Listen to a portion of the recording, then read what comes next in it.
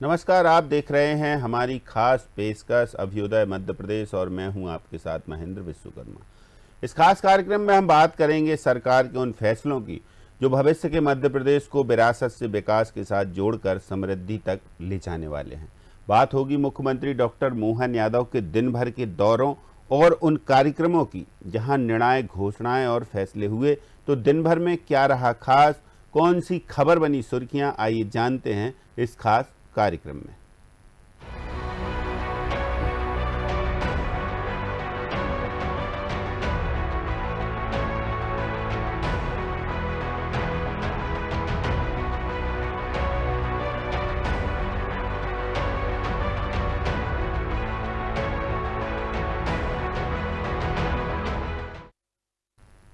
सबसे पहले बात विदिशा की। विदिशा का मंच सीएम डॉक्टर मोहन यादव और पूर्व सीएम वर्तमान केंद्रीय मंत्री शिवराज सिंह सहित केंद्रीय मंत्री नितिन गडकरी की मौजूदगी। शिवराज का संसदीय क्षेत्र, भव्य रोड शो, हजारों करोड़ की सौगातों का दिन, सभी नेताओं के बयानों ने जनता की खूब तालियां बटोरी। नितिन गडकरी ने जहां विदिशा में 4,400 करोड़ की कुल 181 किलोमीटर लंबी 8 सड़क परियोजनाएं समर्पित की, तो मंच से मोहन के नेतृत्व की तारीफ भी की। केंद्रीय राजमार्ग मंत्री गडकरी ने विदिशा के मंच से मुख्यमंत्री डॉक्टर मोहन यादव को भरोसा दिया कि मध्य प्रदेश के विकास में कोई पैसे की कमी नहीं आएगी। आप चिंता मत करें, मेरे पास द्रौपदी की थाली है। तो पहले देख लेते हैं ये पूरी खास रिपोर्ट।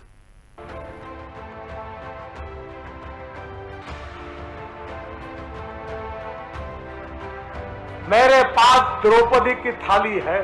खाने के लिए कितने भी लोग आएंगे तो एक भी आदमी भूखा नहीं रहेगा। सबको खाना खिलाने का काम हम करेंगे, ये वचन मैं आपको देता हूं।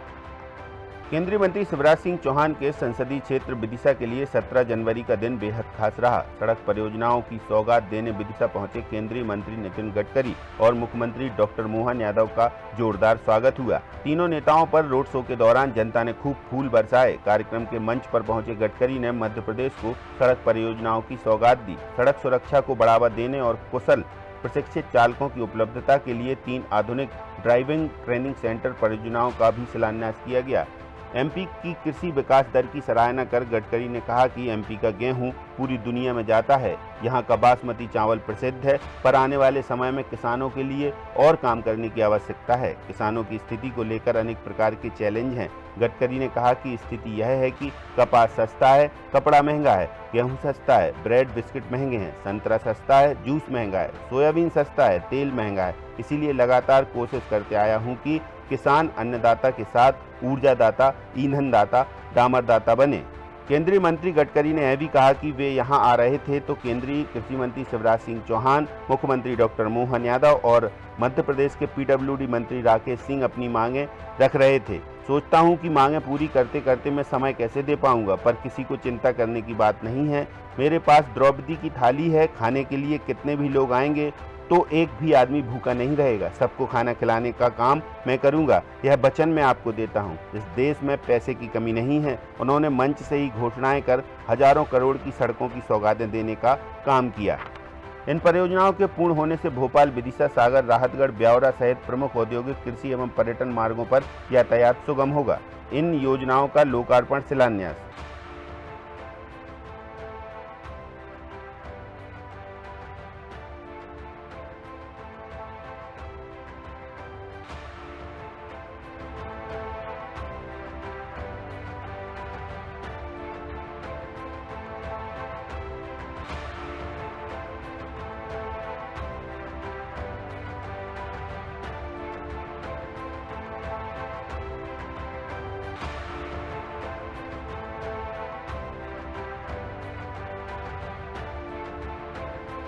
आज इस क्षेत्र में आते समय शिवराज जी ने मुझे बहुत सी मांगे की, मोहन यादव जी ने भी मांगे की और हमारे राकेश सिंह जी ने भी की, सभी सांसदों ने भी की। मेरी चिंता ये नहीं है कि मैं मांगे पूरी कर सकता हूं, पर मैं मांगे पूरी करते करते कितने समय भाषण दूंगा, ताकि समय की कमी होगी। पर आप चिंता मत करिए, मेरे पास द्रौपदी की थाली है।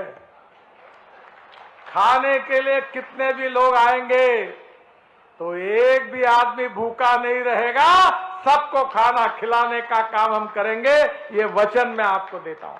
विदिशा ही नहीं तो कोटा, विदिशा और सागर तक नया ग्रीनफील्ड एक्सप्रेस हाईवे 16,000 करोड़ रुपए का, इसको मैं मंजूरी घोषित करता हूं।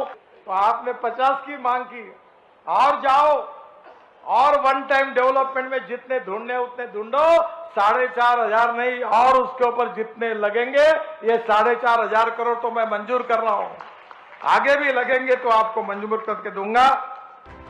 इधर मुख्यमंत्री डॉक्टर मोहन यादव ने अपने संक्षिप्त संबोधन से सबका दिल जीत लिया। उन्होंने मंच से पूर्व पीएम अटल जी, पूर्व केंद्रीय मंत्री सुषमा स्वराज को विदिशा की धरती पर स्मरण करते हुए केंद्रीय मंत्री शिवराज चौहान, केंद्रीय मंत्री नितिन गडकरी के कार्यों की सराहना की।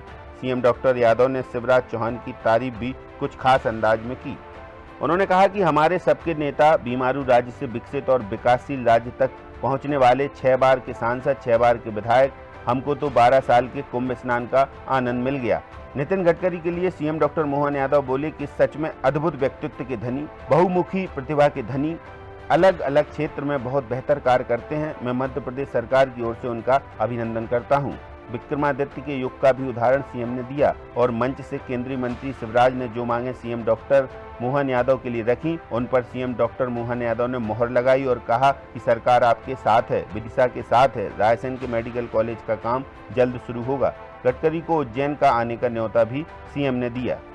विकास के मामले में जिस प्रकार से माननीय मोदी जी, माननीय नितिन जी, माननीय शिवराज सिंह जी, हर एक कोई अपने अपने क्षेत्र में, जैसे ऐसा लगता है विक्रमादित्य का वो युग याद आ गया, जिनके नवरत्नों के माध्यम से हर एक मंत्री अपना अपना काम करके अपनी विशेष पहचान बनाता था।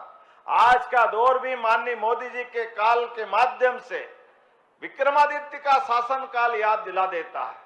कौन सा काम कठिन है मोदी जी के और उनकी सरकार के मंत्रियों के लिए, आज बदलते समय में माननीय नितिन जी बैठे हैं।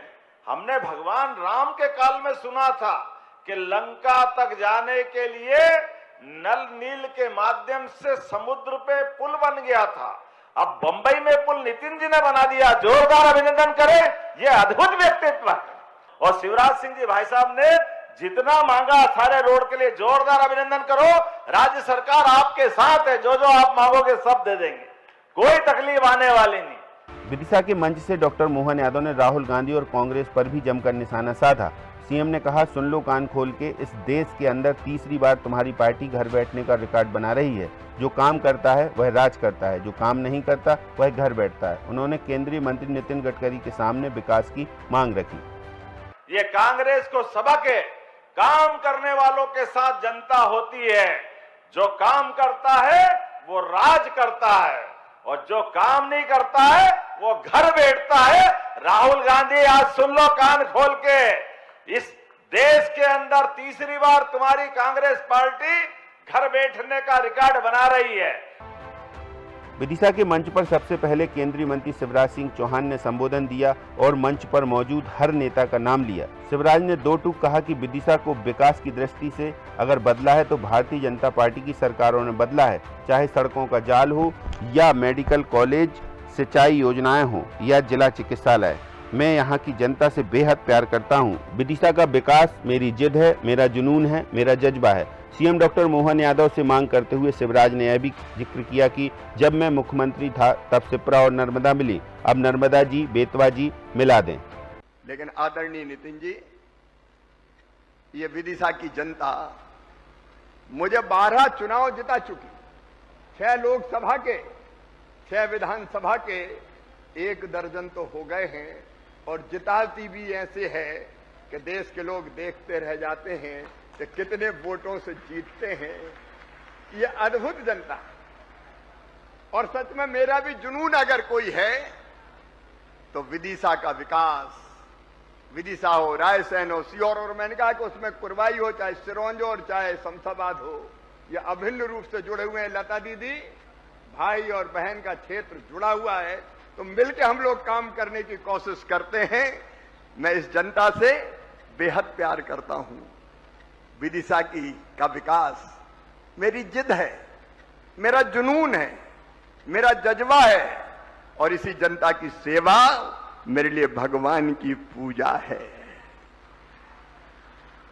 और मध्य प्रदेश की जनता की भी जो बेहतर सेवा करते बनी वो हमने करने की कोशिश की है और उन कामों को मोहन जी अब आगे बढ़ाने में जुटे हुए हैं। कुल मिलाकर इन सौगातों से मध्य प्रदेश के किसानों को कृषि उत्पादों की सुरक्षित, तेज और सुगम परिवहन की सुविधा मिलेगी तो मंडियों और बाजारों तक पहुंच आसान होगी। इसके साथ ही शिक्षा, स्वास्थ्य और आपातकालीन सेवाओं तक बेहतर पहुंच होगी। इससे क्षेत्रीय सामाजिक आर्थिक गतिविधियों को गति भी मिलेगी तो औद्योगिक क्षेत्र स्थापित करने में मदद भी। Desk report, DNN। Bhopal gas त्रासदी देश के इतिहास की सबसे भीषण औद्योगिक दुर्घटनाओं में से एक रही है। 2 और 3 दिसंबर 1984 की दरमियानी रात यूनियन कार्बाइड फैक्ट्री से मिथाइल आइसोसाइनाइड गैस के रिसाव ने हजारों जिंदगियों को लील लिया था और आने वाली पीढ़ियों को भी गहरे घाव दिए।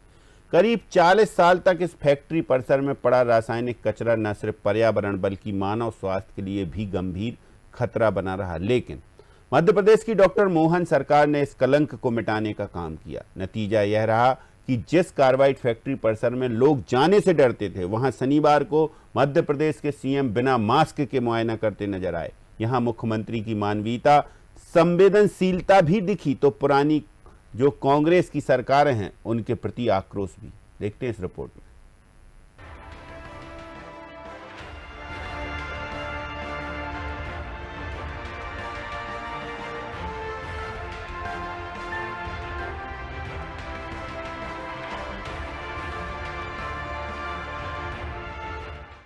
मुख्यमंत्री डॉक्टर मोहन यादव शनिवार को भोपाल के आरिफ नगर यूनियन कार्बाइड फैक्ट्री परिसर पहुंचे और निरीक्षण किया। मुख्यमंत्री डॉक्टर मोहन यादव ने भोपाल गैस त्रासदी राहत एवं पुनर्वास विभाग के अधिकारियों से इस परिसर में स्मारक निर्माण के संबंध में जानकारी भी ली। उनके साथ सचिव मुख्यमंत्री कार्यालय आलोक कुमार सिंह, आयुक्त जनसंपर्क दीपक कुमार सक्सेना, संचालक गैस राहत स्वतंत्र कुमार सिंह, निगम आयुक्त संस्कृति जैन और गैस त्रासदी राहत विभाग के वरिष्ठ अधिकारी मौजूद रहे। मुख्यमंत्री डॉक्टर मोहन यादव मध्य प्रदेश के पहले ऐसे मुख्यमंत्री हैं जो यूनियन कार्बाइड फैक्ट्री परिसर में बिना किसी सेफ्टी मास्क के गए और फैक्ट्री के कोर एरिया का बारीकी से मुआयना भी किया। और ये जो जानकारी आई कि पहली बार इस कैंपस में कोई मुख्यमंत्री आए, इस तरफ झांकना भी पसंद नहीं करते थे कांग्रेस के शासनकाल में। सीएम ने मीडिया से बात की और वहां भव्य स्मारक बनाने की घोषणा भी की। पिछले साल शुरुआत में 2025 में यहाँ से सफाई का अभियान चलाया था और बात का आज का क्रम ये है कि आने वाले समय में कोर्ट के मार्गदर्शन में सब प्रकार से इस स्थान पे मेमोरियल और क्या क्या कर सकते हैं इसके सुझाव भी हम लेंगे, सबके साथ लेकर के सभी पक्षों को विश्वास में लेकर के। मुख्यमंत्री डॉक्टर यादव ने कहा कि यहां गैस त्रासदी के बाद तत्कालीन सरकारों ने इस क्षेत्र को बरसों तक लावारिस छोड़ दिया। कांग्रेस ने एक के बाद एक पाप की। पहले तो इस क्षेत्र को लावारिस छोड़ दिया, यहाँ जहर पड़ा रहने दिया और इस जहर के निष्पादन को लेकर के भी वो टालामटोली करते रहे। फैक्ट्री के मालिक वॉरेन एंडरसन को देश से भागने दिया गया और जहरीले कचरे को हटाने के लिए कोई ठोस कदम नहीं उठाया गया। केंद्र में यूपीए सरकार के दौरान भी इस क्षेत्र के विकास की अनदेखी हुई। इस जगह पर मैं ये जरूर बोलना चाहूंगा, कांग्रेस ने न केवल यहाँ लोगों को मरने के लिए छोड़ा बल्कि उससे बड़ा पाप यहाँ के इस यूनियन कार्बाइड के मालिक एंडरसन को भगाने में भी कांग्रेस के ही लोगों ने बड़ी मदद की। राहुल गांधी को माफी मांगना चाहिए। अपने उस शासनकाल को लेकर के उनके ही जवाबदार दादी और पिता के शासनकाल के समय में भी यह कलंक बना रहा। मनमोहन सिंह की सरकार में भी यहाँ पर कुछ नहीं किया गया। वर्तमान सरकार ने कोर्ट के निर्देशों का पालन करते हुए इस ऐतिहासिक समस्या का समाधान किया है।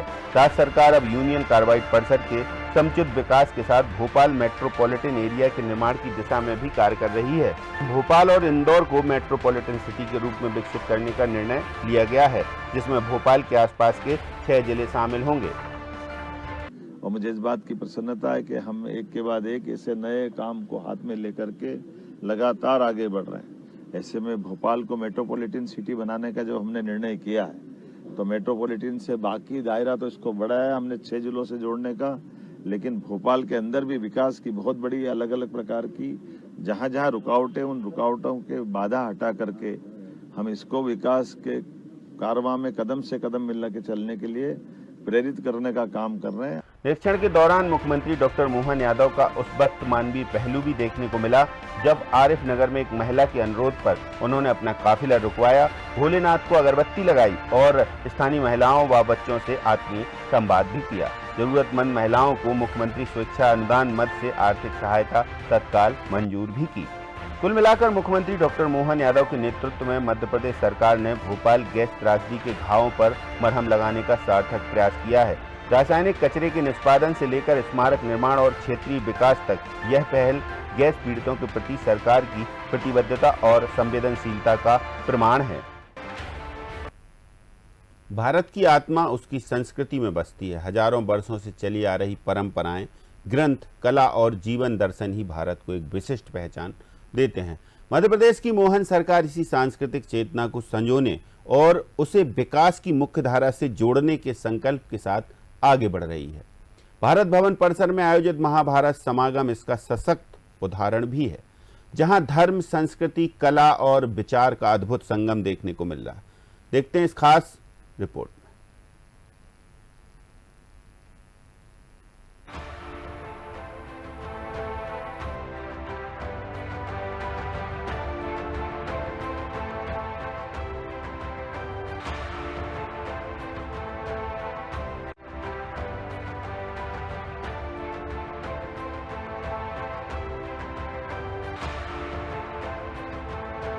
मुख्यमंत्री डॉक्टर मोहन यादव के नेतृत्व में महाभारत समागम का यह आयोजन केवल एक सांस्कृतिक कार्यक्रम नहीं बल्कि भारतीय सभ्यता के मूल्यों को नई पीढ़ी तक पहुंचाने का प्रयास है। महाभारत केवल एक ग्रंथ नहीं बल्कि जीवन का दर्शन है, धर्म, कर्म, न्याय, संघर्ष और समाधान की महागाथा। महाभारत समागम के माध्यम से यह संदेश स्पष्ट हुआ कि भारत अपनी विरासत को बोझ नहीं बल्कि शक्ति मानता है। यही वह सोच है जो विरासत से विकास के मंत्र को साकार करती है। पीएम नरेंद्र मोदी के नेतृत्व में देश जिस सांस्कृतिक पुनर्जागरण के दौर से गुजर रहा है, मोहन सरकार उसे प्रदेश स्तर पर मजबूती दे रही है। 16 जनवरी से 24 जनवरी तक चलने वाले इस आयोजन का शुभारंभ करते हुए मुख्यमंत्री डॉक्टर मोहन यादव ने कहा कि रामायण और महाभारत काल को समझे बिना भारत को समझना कठिन है। हमारी सभ्यता की गहराई को यह रेखांकित करते हैं।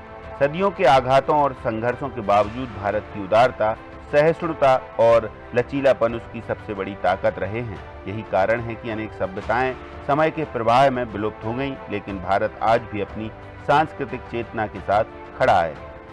महाकाव्य महाभारत जैसा महासागर संसार को प्रदान करने वाले महर्षि वेदव्यास को प्रणाम करता हूं और आप सबको भी प्रणाम करता हूं जो आप इस पूरे आयोजन के साक्षी बने।